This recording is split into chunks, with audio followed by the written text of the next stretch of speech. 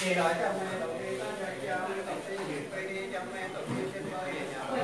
hai cô tại trong cô lại cho mẹ tổng ty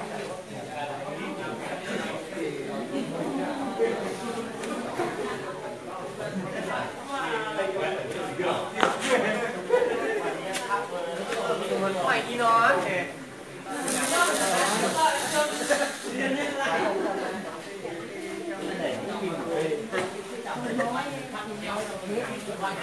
thì lúc nãy mới đến một cái bài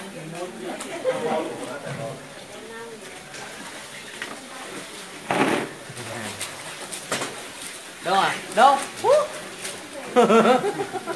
mày á à tài trí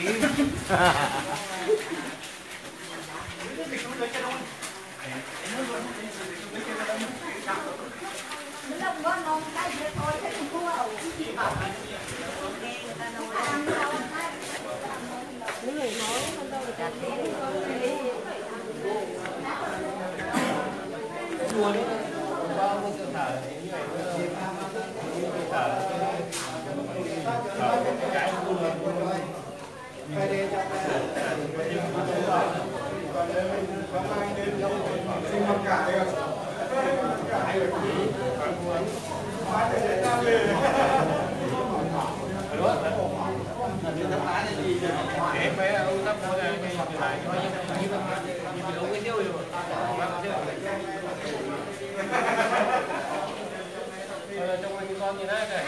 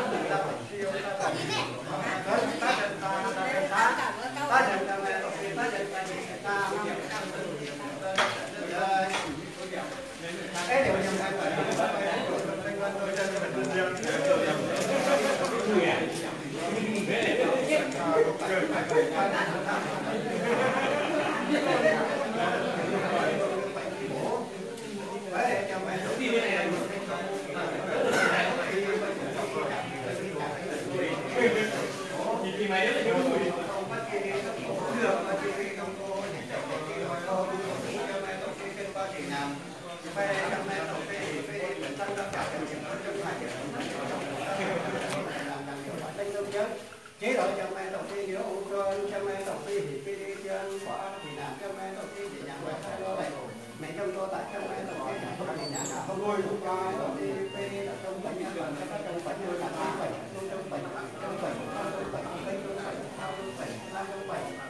bố trong bệnh trong bệnh cho mẹ tổng ty thì nhân dân giao tổng ty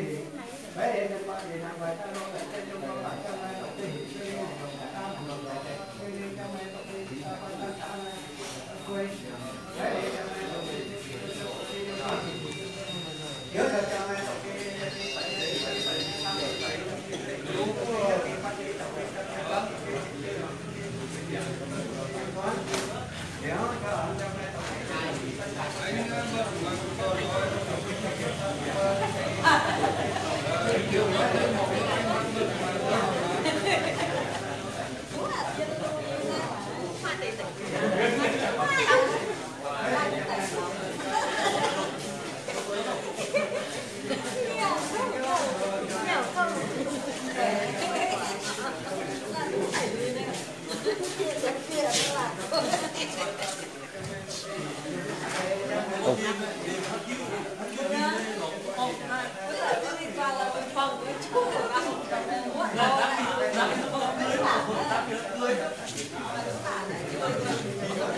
Đúng không?